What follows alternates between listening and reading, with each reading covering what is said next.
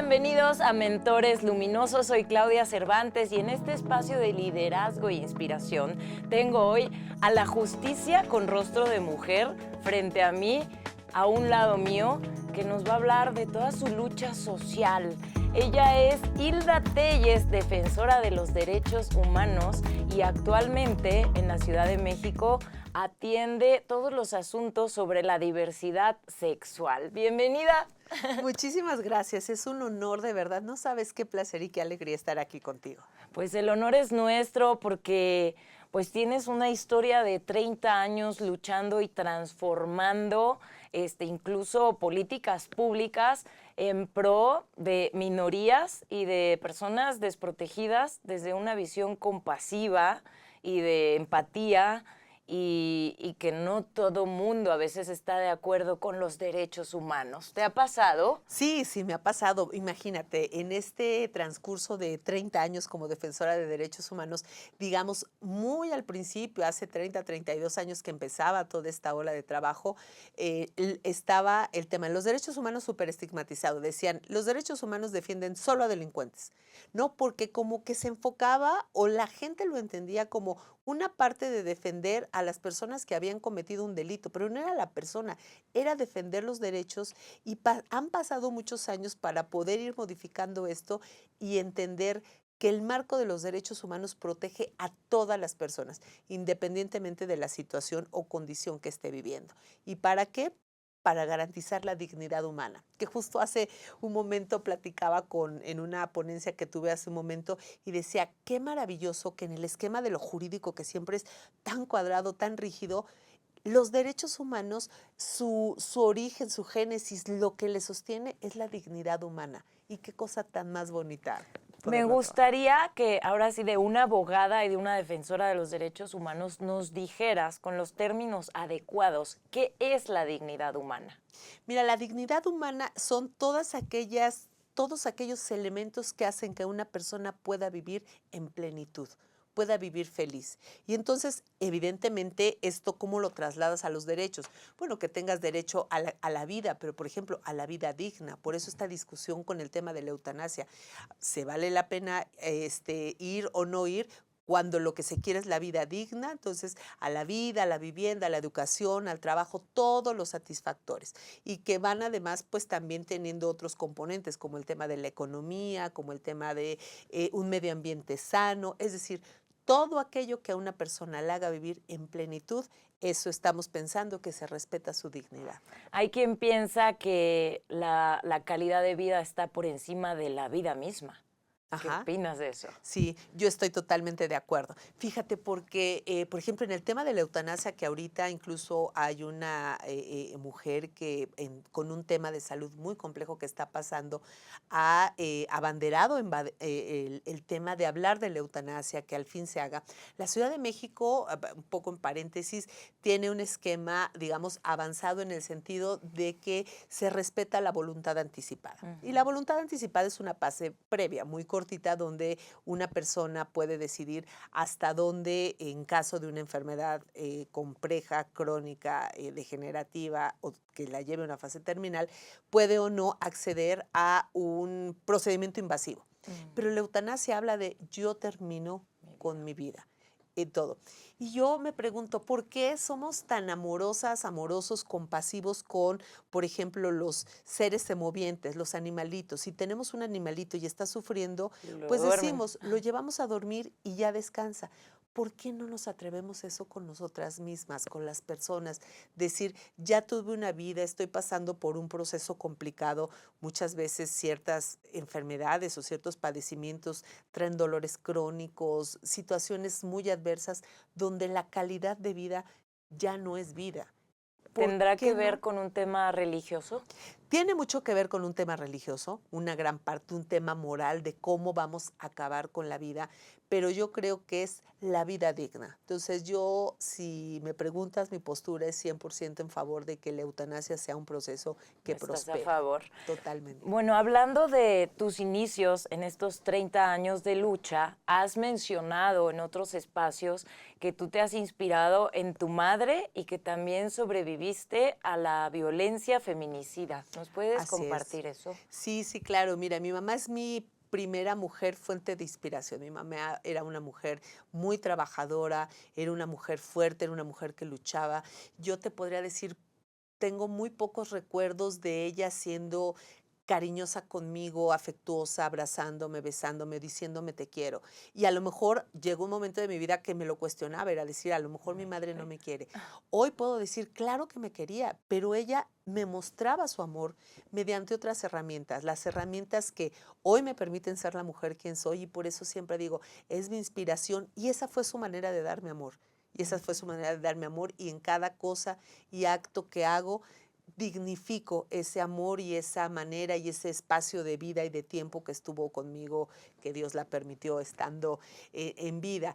Y también en esa parte, ella me enseñó a ser una mujer muy fuerte y en esa parte de ser muy fuerte fui muy desafiante con ella. Y en ese sentido de ser desafiante, justo me involucré en una relación a los 18 años, entre los 18 y los 21 años, me involucré en una relación con una persona que durante ese tiempo, pues ejerció violencias de distinta manera y hoy que ya lo podemos definir exactamente cómo va evolucionando desde un insulto, desde un enojo, desde un empujón, hasta la violencia feminicida, identifico, claro que uno pasa por todas esas etapas. Y a veces, por ejemplo, a las mujeres las cuestionamos, ¿por qué no se va de ahí?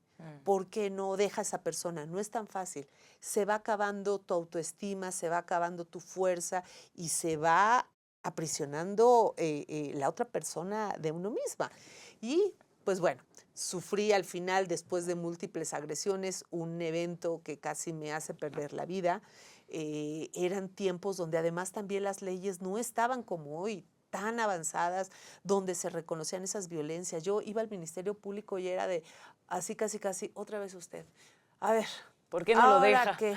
Sí, ¿no? Entonces, hoy en día, afortunadamente, hay un andamiaje legal distinto, un andamiaje institucional distinto, y hoy las mujeres somos distintas, y las jóvenes también son distintas, aguerridas, no ¿Cómo más fue ese violencia. momento que te hizo decir no más, basta, casi pierdo la vida, ayuda? ¿A quién pediste ayuda a gritos? ¿Quién te ayudó? ¿Cómo le hiciste para salir de ahí? Fíjate que la primera red de apoyo tuvo que ver con mi mamá y yo no me acercaba a mi mamá justo por eso, por el miedo que me dijera, te dije que esto te iba a pasar, ¿no? Era como el te lo dije, dije, no, mejor no me acerco. Cuando al final, de verdad, ya no podía más, hablé con ella y ella me dijo, siempre lo supe, pero era necesario que te dieras cuenta, no que yo me diera cuenta, porque si yo te decía, te están violentando, no me ibas a hacer caso. Wow. Tú tuviste que vivirlo, tuviste que reconocer esas violencias para decir, basta. Okay. Ahora que ya estás conmigo, se creó un círculo de protección, una red de apoyo familiar importante y además también en ese momento yo trabajaba, era los inicios de la Comisión de Derechos Humanos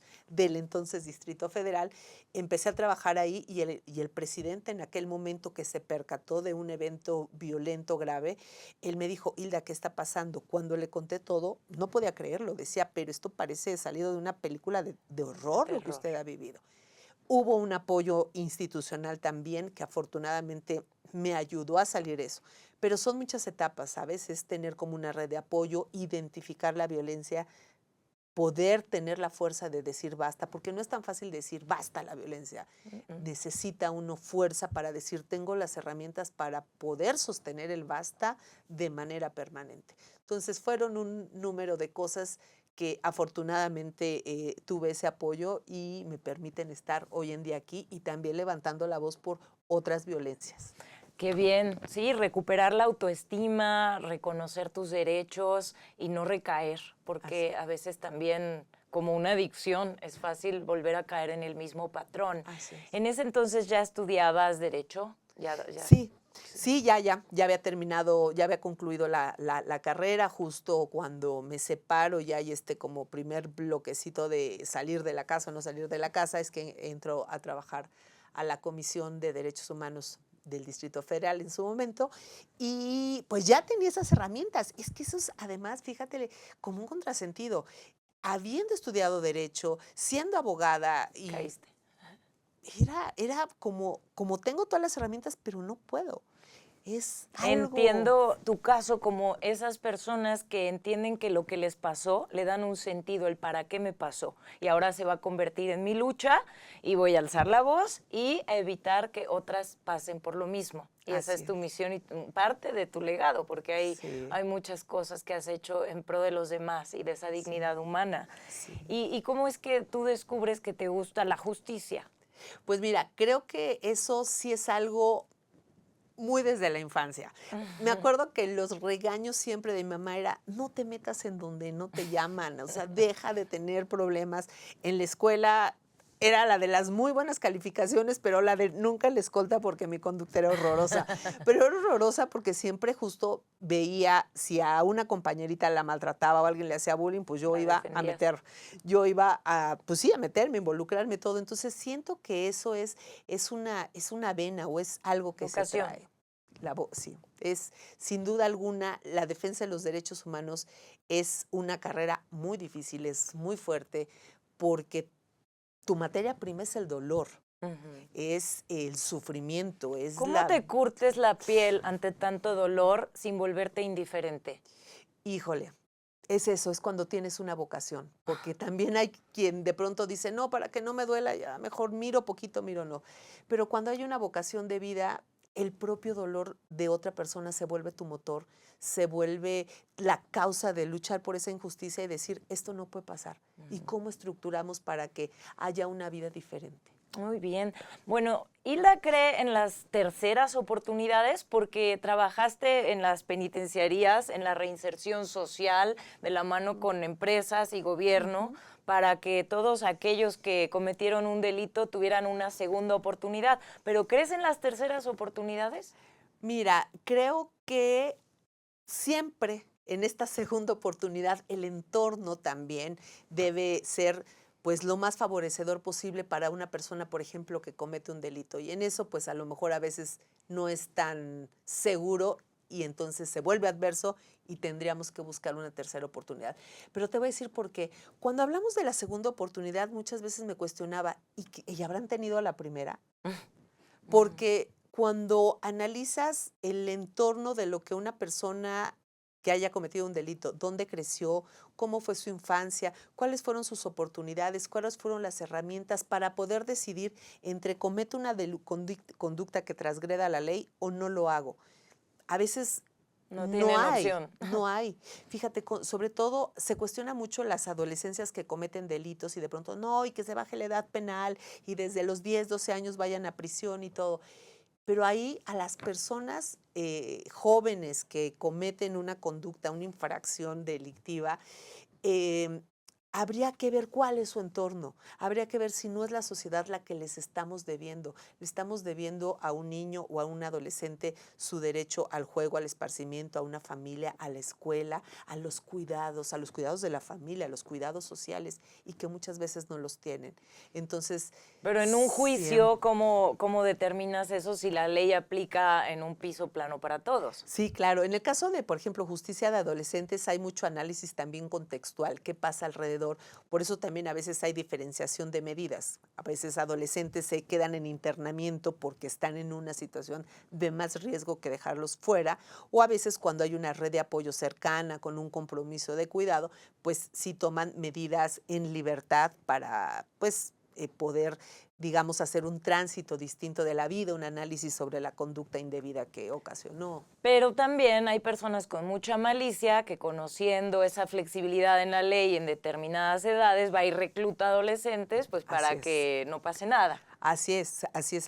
Desafortunadamente hay, bueno, organizaciones de la sociedad civil que han documentado mucho el incremento del reclutamiento y hablarlo claro, por parte del crimen organizado de infancias, porque justo son las que jurídicamente tienen una mayor protección y a lo mejor tampoco se cuestionan tanto, a lo mejor hay una necesidad inmediata. Fíjate, en Michoacán, algunos jovencitos entre 13 y 15 años que entrevistaban, ellos decían, yo prefiero vivir un año bien, aunque tenga que delinquir, pero un año bien, aunque sepa que puedo perder la vida, a vivir toda mi vida en una condición de pobreza, de maltrato, de abandono, No, o sea, ese Sí, es es el una chip. cultura de sobrevivir con la delincuencia que hasta en corridos se habla, ¿no? Así Vivir es, como rey un día, a toda la vida en miseria. así es. Pero sí, las consecuencias son muy graves y reclutan justamente a personas que no tienen nada que perder. Y dicen, las personas que no tienen nada que perder son las más peligrosas. Sí, sí, sí, pues sí, se convierte en una ecuación complicada. Ay, ay, ay. Y bueno, también has luchado por la igualdad. Para ti, ¿qué es la igualdad? ¿Existe? ¿Es posible o es una utopía? No, yo creo que es posible y ahí hablamos de una, por ejemplo, una igualdad sustantiva, ¿no? Y esa la establece la ley. Dice, todos somos iguales ante la ley y como si eso por decreto o estar en la ley existiera.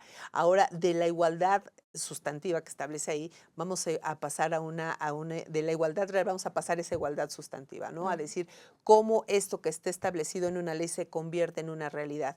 Y entonces mirar las diferencias que hay entre los grupos de población, cómo habrá personas a las que haya que ayudar más, como personas que viven con alguna discapacidad o personas de pueblos originarios que han vivido en condiciones de pobreza, cómo ayudarlas a salir de ese espacio, cómo se construye todo un modelo de política que apoye a todos estos grupos que eventualmente han estado en situaciones de desventaja social. Eso, es que una cosa es la igualdad y otra la desventaja. Desde que naces, el piso pues no es parejo. Así es. Incluso la naturaleza misma es selectiva. No a todos les da el mismo número de neuronas y capacidades. Y eso cómo lo nivelas tú, ¿no? No hay manera más que con oportunidades y siendo compasivo y generoso, teniendo Sí. empatía, ¿verdad? Sí, sí, sí. Porque mira, por ejemplo, en el caso de una mujer, no es lo mismo una mujer que vive en un entorno de la ciudad que en un entorno rural Rural. indígena. Y si pensamos en esa mujer en condiciones de embarazo, ¿quién puede llegar más fácil a un centro médico? Y si luego hablamos que vive en una población alejada y no en la parte centro del país, bueno, todo esto son dificultades que va haciendo donde las mujeres somos iguales, sí, pero al momento de ejercer derechos no necesariamente es la misma dimensión de poderlo hacer. ¿Y crees en la suerte? Por ejemplo, hablando del caso de Yalitza Aparicio, Ujú. ¿no? Que no tenía las mismas oportunidades que a lo mejor una actriz en la Ciudad de México que tenía una carrera y llegó al más alto nivel de los premios Oscar. Ujú. Pues lo que pasa, no tanto es la suerte, creo que también es parte de una preparación y de una oportunidad. Ujú. A veces la diferencia en la vida de muchas personas se abre a partir de una oportunidad. ¿Cuánta gente no encontramos que es talentosísima, que tiene muchas habilidades, capacidades, pero si no existe la persona que le abra la puerta y diga, ah, caray, este es un talento, vamos a ayudarle. Por eso también muchos de los programas que ayudan a las infancias a detectar, por ejemplo, pues desde genios, desde pequeños, gente que es Claro. muy buena con los procesos matemáticos, La gente, la música, el música, deporte. el deporte, el arte. Y no solamente es que los detectes, es que vuelques todo el apoyo para que esa persona verdaderamente, ese niño, esa niña, pueda salir adelante y desarrollar. Creo que ese es un punto importante. Entonces, son las oportunidades, no tanto la suerte, porque yo creo que ella es una mujer talentosa, es una mujer que ante la oportunidad, fíjate, y eso, la oportunidad de hacer el trabajo el papel de una trabajadora del hogar, que uno podría decir, es un papel menor, No, se hombre, convirtió en el en- protagonismo, ¿no? totalmente, que además es como parte de nuestra cultura mexicana, que Sí, en otros lugares no existe esa así, trabajadora, porque sería así es, impagable o porque no tiene necesidad de estar sí, dando servicio a una familia y quedarse a vivir sí, ahí. sí, Bueno, pues la suerte tiene una definición que es when opportunity meets preparation, ¿no? ajá, también, Cuando la sí, oportunidad se encuentra con la preparación. así es, Si falta una de los dos, pues no existe el fenómeno suerte. así es. Bueno, y también, pues, tienes un logro muy importante que fue lograr que las parejas del mismo sexo tuvieran también acceso al ISSSTE y al IMSS. Ujú. ¿Cómo fue esa lucha? Sí, pues mira, fíjate, en aquel momento yo era directora general en el Consejo Nacional para Prevenir la Discriminación, 2009-2010, cuando la Ciudad de México, que es la primera ciudad en el país que armoniza el Código Civil para garantizar el matrimonio civil igualitario. Entonces, muy padre, todo mundo decía, pero no está la sociedad preparada, ¿no? La sociedad tiene que prepararse para afrontar las realidades, el reconocimiento de esas familias.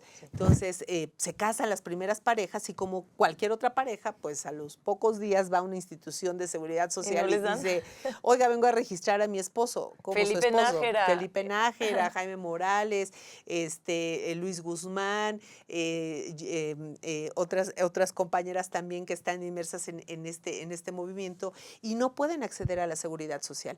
Presentan una queja en el Consejo Nacional para Prevenir la Discriminación, hacemos una investigación y yo me acuerdo que las respuestas que nos daba la autoridad, tanto en su momento el IMSS como el ISSSTE, eran bárbaras. ¿Qué decían? Dinos tres, que así barbaridades. Está público en las redes, ahí en la resolución por disposición, pero por ejemplo, no los podemos registrar porque el sistema no permite poner hombre, hombre, mujer, mujer, tiene que ser hombre, mujer, por lo tanto, el sistema no. Oiga, pero el sistema es un algoritmo, nomás usted le cambia y lo puede hacer. ¿Quién manda a quién? El sistema, usted al sistema. No, es que no podemos hacerlo porque habría que modificar toda la normativa, pero si lo hacemos, no, al rato todas las personas se van a casar para tener acceso a seguridad social. Decíamos, pero si de todas maneras se pueden casar. O sea, no, eran prejuicios. O sea, la verdad es que sí, eran argumentos altamente cargados de prejuicios y como de dejar, había una discusión desde la derecha horrible. Eso no es matrimonio, porque el matrimonio habla de la matriz y no sé quién sé de dónde sacaban unos argumentos así de que la matriz y la maternidad y procrear la especie. Decíamos, bueno, y las parejas heterosexuales que deciden no tener hijos, entonces no son familia, porque deciden no tener hijos. O una mujer que no puede procrear, entonces tampoco es una mujer, porque si su fin es la procreación, entonces no está cumpliendo con su papel. Sí, entonces, claro. Eran argumentos altamente discriminatorios, altamente estigmatizantes. Afortunadamente, dimos la lucha desde el Consejo Nacional para Prevenir la Discriminación. Se logra después de muchos años, no creas que fue tan inmediato, después de un proceso de años, la armonización legislativa y bueno, ya finalmente hoy pueden acceder a la seguridad social. Ve, te lo agradecen toda la comunidad porque es un beneficio que no debe de ser discriminatorio en absoluto. Y bueno, ¿qué tan importante es hoy en día para ejercer los cargos que has tenido la preparación? ¿Es necesaria tanta preparación? O sea, ¿qué te da la preparación que no te da la experiencia y qué te da la experiencia que no te da tanta preparación? Porque actualmente sigues cursando un doctorado en Harvard. No, el doctorado, no, ese fue estudié un curso sobre una certificación sobre negociación en Harvard. Y actualmente estudias el doctorado. Así es, en Cultura de Derechos Humanos.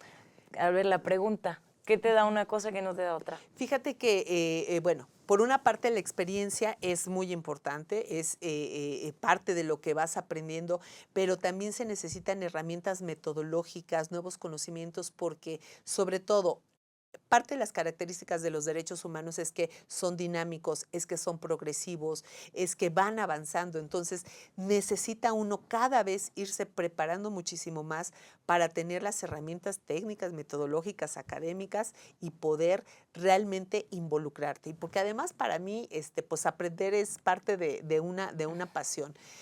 Mi trabajo es una pasión, aprender es otra. Y cuando mezclas justo todos estos conocimientos, pues da un resultado, no nos puede venir a engañar nadie de que, oye, esto no se puede. Oye, sí, ya hay un antecedente, hay una buena práctica a nivel mundial, la Corte Interamericana dicta esto, o hay tales criterios internacionales. Entonces, en la medida que tengas eso, tienes mayores herramientas para poder, pues, desempeñar mejor, en este caso, mi pasión, que es los derechos humanos. ¡Qué orgullo! ¿Y qué necesita la sociedad para dejar de discriminar? ¿Qué necesita? Primero, decidirse a hacerlo. Fíjate que antes decíamos con el doctor Santiago Corcuera, él decía una frase muy simpática que dice, la discriminación tenemos que entenderla como el alcoholismo, solo por hoy, ¿no? Como el programa de 12 pasos, solo por hoy. Entonces, solo por hoy no discriminar, porque invariablemente caemos en esas conductas.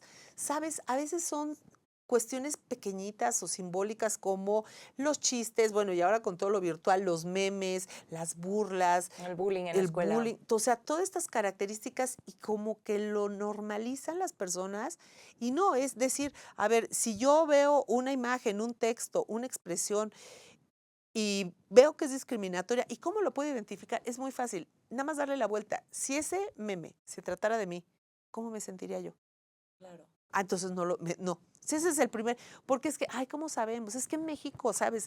Somos así chistosos, Bromistas. bromistas y todo no. Si esa broma se tratara de ti, ¿cómo te sentirías? Ah, caray, bueno. Si algo que vas a reproducir te incomoda, no lo hagas. Claro, ahora sí que el dicho popular, y yo se lo digo a mi hijo así de 5 años, ¿no? Que él pega y luego, ¡ay, me pegaron! No hagas a otro lo que no quieres que te hagan a ti. Así es. Comencemos por algo tan sencillo, ¿verdad? Porque Sí, la discriminación luego te lleva a la violencia. claro, Y claro. también ahí tienes una lucha social muy fuerte. Sí. A ver, cuéntanos de esa lucha. Sí, la discriminación es una forma de violencia, ¿no? Entonces también es cómo revertimos estas condiciones, pero que son mayormente situaciones culturales. Y por ejemplo, cómo la discriminación afecta de una u otra manera y cómo esa violencia se extrapola, por ejemplo, con las poblaciones LGBTI.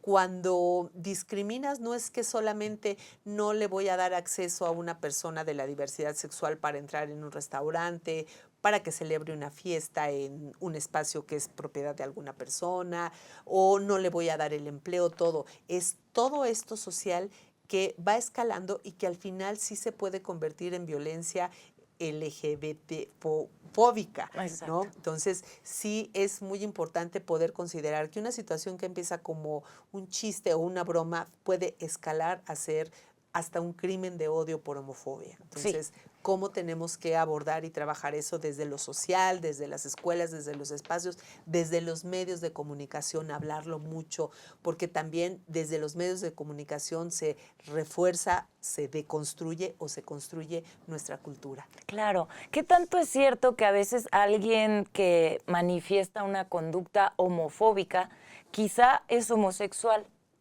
No, ese es también un Es un prejuicio de que, prejuicio. sí, es un prejuicio de decir, es un poco como voltearla, a ti te lastima eso, entonces es porque tú lo eres.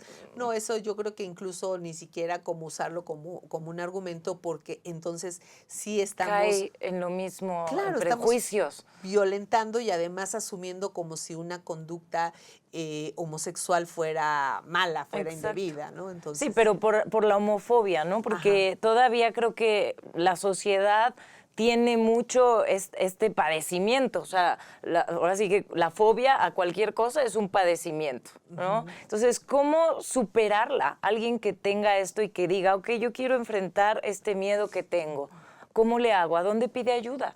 Con información, mira, afortunadamente hoy en las redes sociales tú te metes a las páginas de las distintas instituciones de CONAPRED, de COPRED, y hay mucha información que ya cuando menos te ayuda a entender, bueno, no es algo que esté equivocado, esté erróneo, yo deba estigmatizarlo, sino tengo que aprender que son maneras distintas de expresarse y que las personas tenemos libertades y que la libertad pasa por desde a quien amo, cómo me vinculo erótica y afectivamente, cómo expreso mi identidad de género, cómo me arreglo, cómo pienso, son nuestras libertades. Sí. Entonces yo creo que en la medida que nos apropiamos de ellas es que podemos ir construyendo pues un mundo donde todas y todos cabemos. Estoy de acuerdo, porque muchas veces esta violencia se da desde casa. El papá o la mamá que no sabe aceptar a su hijo una vez que manifiesta sus preferencias o se empieza a arreglar distinto porque quiere ser feliz, porque quiere pertenecer a cierto grupo.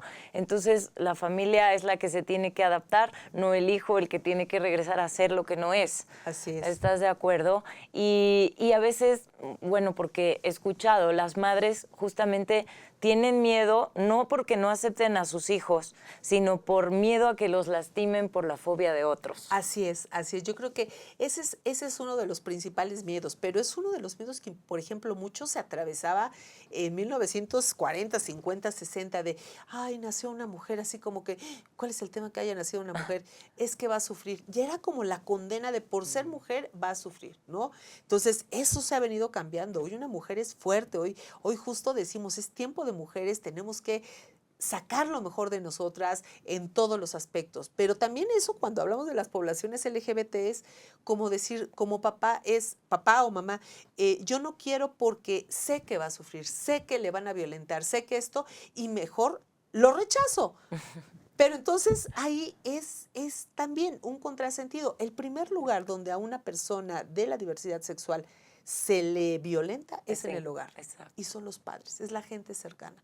Exacto. Sí, y yo creo que eso es lo más importante, que cuando una persona, cualquiera que sea su condición de existir, ¿no? Porque hay muchas condiciones de existir, no solamente la preferencia sexual, sino en temas de salud, en temas de alguna discapacidad o malformación genética, algo diferente, pero que eso no te hace menos persona, sino que si en casa te aman y eres aceptado, ya estás preparado para salir al mundo con una autoestima fortalecida. En cambio, si desde en casa el papá tiene más miedo que tú, que padeces algo, pues ya vas a salir al mundo con el miedo y entonces el mundo sí te va a comer.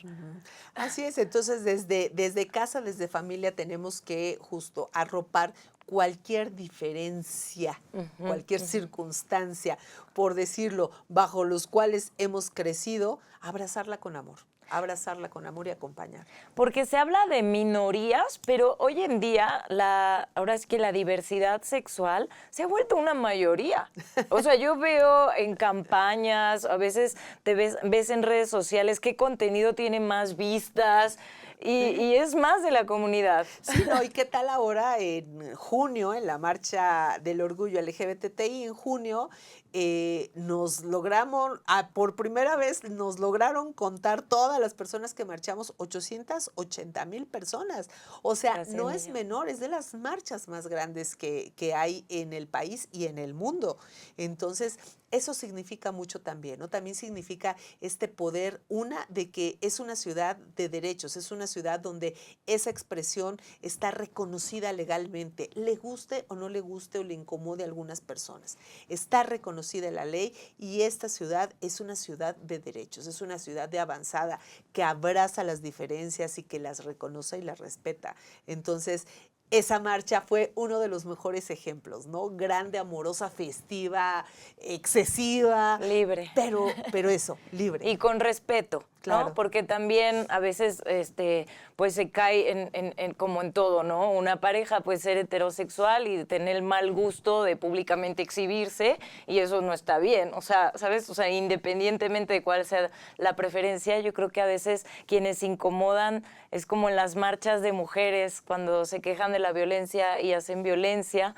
Hay quien las entiende, hay quien las critica, hay mujeres que dicen a mí sí me representa y yo me sumo, y hay quien dice a mí no me representa.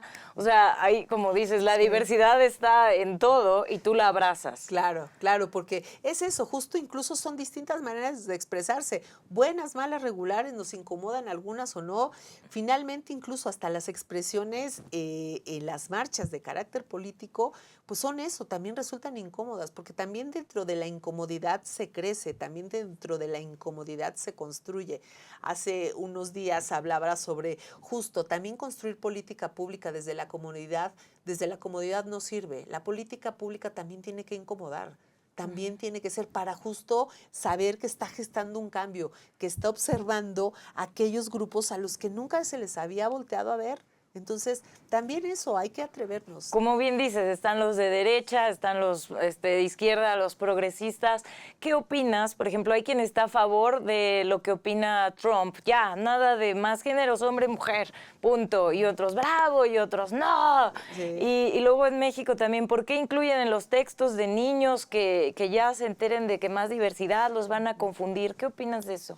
No, yo creo que, por ejemplo, son políticas regresivas el no reconocer a todas las personas en su diversidad. Es una política regresiva y hasta violenta el negar la existencia de distintos géneros o distintas maneras de expresar. Y, por ejemplo, en los libros de texto y en general en la sociedad, no solamente en los libros de texto en las escuelas, en la sociedad general tenemos que ser sumamente abiertos sobre las cosas que son reales, porque si las escondemos hasta que sean mayores de edad y entonces lo entiendan, mira, yo estoy casada con una mujer, tenemos nietas, tenemos nietos, jamás nunca los hemos sentado a decirles, les tenemos que decir algo muy delicado. Somos dos abuelas que se aman. Ni siquiera se lo preguntan.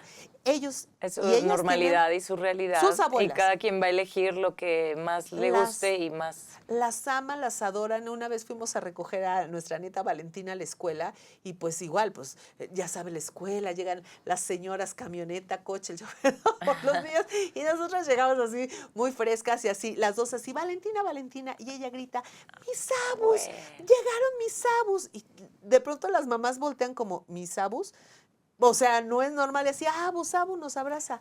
Eso, es educar en el amor. En el Eso. amor no tienes que cuestionar, el amor no discrimina, el amor no estigmatiza, el amor no violenta. Esta es la circunstancia que le tocó vivir y nos ama. Entonces, Yo tengo esa máxima, la familia perfecta es la que se hace con amor y yo como ahora sí que familia monoparental, pues también ha sido un tema de ¿y cómo le dices a tu hijo quién es su papá, si es un donante y no lo conoce? Y efectivamente siempre es con la verdad, no con tabús, porque cuando creas fantasías y creces, luego vienen la incomprensión, la frustración, Claro. la desilusión, ¿no? claro, claro. Claro, tu familia es parte de las familias diversas. Cuando decimos familias diversas, de pronto pensamos, ¿son las homoparentales o las lesbomaternales? No, no, las familias diversas son las familias compuestas, reconstituidas, las que se divorciaron y ahora se casaron y tienen tus hijos, mis hijos más los nuestros. Y esa es la diversidad familiar y eso es lo que se tiene que asegurar la ley y el Estado que se reconozca. La familia tradicional, híjole, pues ya dejó de ser tan tradicional y tan en uso, porque ya es anacrónica. Incluso en las escuelas, porque yo decía, a ver, yo puedo preparar a mi hijo para el mundo, porque no tengo las herramientas de preparar al mundo para mi hijo. Entonces, pero sí puedo hablar y comunicarme con las maestras de la escuela, con las directoras, que a lo mejor no están acostumbradas a familias diversas, porque yo no quiero tampoco excluir de solo una escuela de familias diversas, Claro. no, que el mundo es diverso también con familias tradicionales, Así es. y hablar con ellas de cómo se abordan, o sea, darles respuestas a ellas que a veces no tienen Ajá. y que justo pueden confundir a los niños porque no reciben la misma información que en casa, que es más abierta. 100%. Entonces, por 100%. ejemplo, se celebra el Día de la Madre, se celebra el Día del Padre, pero ahora están celebrando también el Día de la Familia. Así es, así es. Eso está increíble, porque así ya, ¿qué pasa con quien no tiene una mamá? Por la razón que sea. Exacto, o un Con papá. quien no tiene un papá, por la razón que sea. O Entonces quien tiene- puede ser discriminatorio. A mí ya Claro. me pasó que decía, oye, pues el Día del Padre, ya saben la historia de Santiago.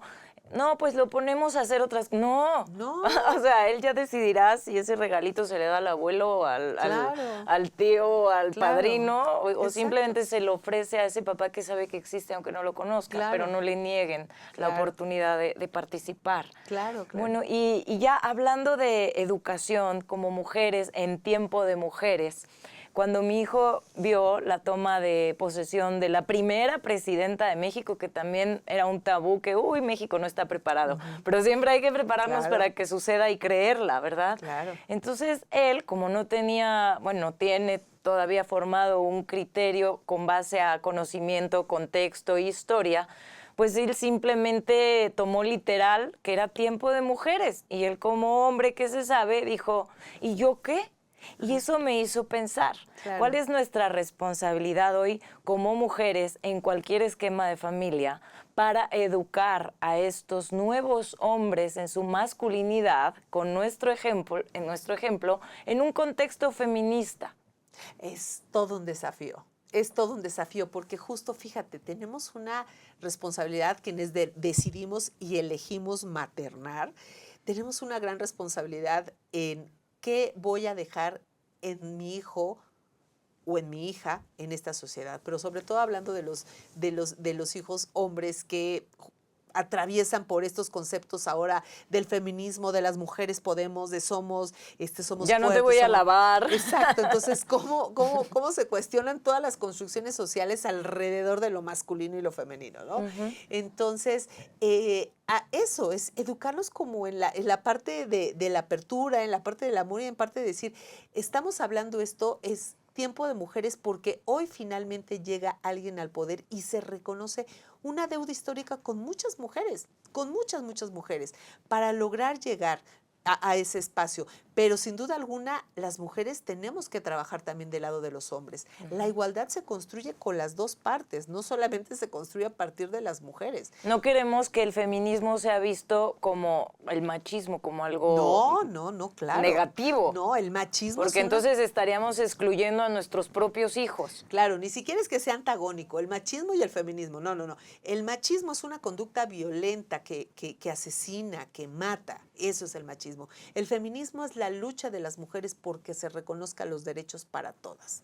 Entonces, en ese reconocimiento también vamos los hombres. Hay hombres aliados, hay grandes hombres que también se han sumado a cuestionar su papel en la historia y creo que eso es algo importante, sobre todo los hombres entre los 20 y los 40. No entienden. Cuestionar cuál es mi papel en la historia hoy. Sí. Ellos tienen que analizar. Las mujeres nos han puesto a capacitarnos, a prepararnos, a demostrar que somos mejores. Empoderarse. No, también ellos también tienen que prepararse porque hoy las mujeres somos muy distintas. Sí. Hoy las mujeres somos fuertes, ingobernables, poderosas, tenemos un montón de capacidades que antes no lo mencionaban como defecto. Ay, no es una mujer muy ruda, es una mujer muy... No.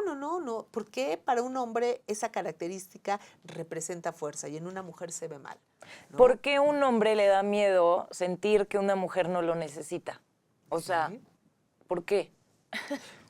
Pues es parte de la construcción histórica donde ¿Cuál sería el mensaje para los hombres para que entiendan y se preparen para estas nuevas mujeres? Las personas nos necesitamos los hombres, nos necesitamos las mujeres porque somos un equipo, porque somos personas, porque somos quienes estamos construyendo una historia. Pero sí tienen que reflexionar es cómo me acerco a una mujer con ciertas características. No voy a ser el proveedor, no voy a poder controlar sus tiempos, ni su manera de vestir, ni su manera de salir, ni sus horarios, porque es una mujer libre. Entonces, entender en esas libertades que históricamente pertenecieron al heteropatriarcado, es decir, hoy en esta sociedad donde vamos a construirla juntos, tenemos las mismas libertades. Y no las vamos a construir ni a reforzar a través de la violencia, porque ese es otro también, ¿no? Es ahora yo estoy del lado del poder, entonces ahora violento. No se trata de reproducir los patrones de violencia en los que crecimos y fuimos educados la sociedad históricamente. Justo esa era una de mis últimas preguntas porque el tiempo transcurre, aunque yo quisiera quedarme platicando horas contigo, porque me apasiona también el tema de la justicia y los movimientos sociales, entender las causas. Y es cómo ha habido también casos de mujeres que cuando se abogó y la ley ya está de su lado y todavía hay huecos, quedan hombres desprotegidos y la usan para quitarles a los hijos a la mala y ha habido hasta suicidios de hombres porque pierden patrimonio y pierden familia. Sí, ese es un tema de equilibrios que tiene que buscarse. O sea, efectivamente, por mucho tiempo había este control donde la violencia vicaria era uno de los puntos pues, importantísimos que violentaban mucho a las mujeres.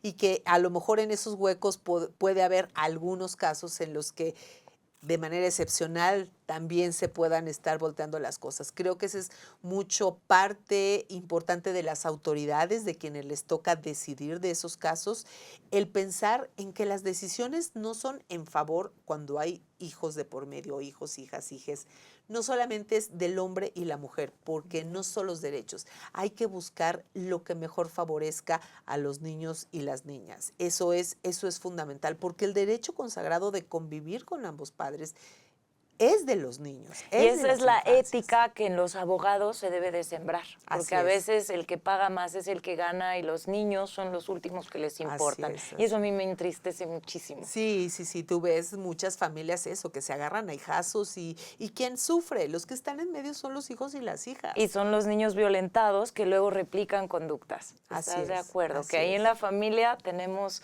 como mucho que trabajar. Mucho que trabajar, por eso te digo, es como un buen momento de repensarnos todas las personas, toda la sociedad en conjunto, cómo encajamos en este nuevo modelo donde hay libertades, donde tenemos que reconocer no desde el adultocentrismo, sino desde las infancias que tienen derechos, que tenemos que escucharles y que tenemos que buscar también todo aquello que les haga bien a esas infancias, ¿no? Muy bien. Agradecemos muchísimo tu tiempo, que nos compartas todo tu conocimiento, experiencia, bueno, no todo, pero una parte de tu sensibilidad. Si escribieran tu biografía, Hilda Telles, ¿cómo se llamaría? Ay, Dios mío. La insurrecta. La insurrecta, qué buen nombre, está vendedor. Sí. ¿Y con qué frase célebre te gustaría que te recordemos? El silencio es cómplice de la injusticia. Ay, no hay que ser indiferentes. No. Como la canción, solo le pido a Dios. Así es. Así es, que la guerra no me sea indiferente. Así es. Muchas gracias, te tengo un regalo de Pineda Ay, Cobalín qué linda. que va a complementar. Yo sé que tienes una pieza. Mira, ¡Guau! las mariposas y la diversidad. Y la diversidad. Así es. Así somos, de colores y formas distintas. Con mucho cariño. Muchas gracias. Gracias a linda, ti. Gracias. qué amor. Bendiciones. Gracias. Nos vemos en el siguiente episodio de Mentores Luminosos. Compartan, déjenos sus comentarios, sus dudas, sus expresiones libremente y compartan. Denle like y suscríbanse.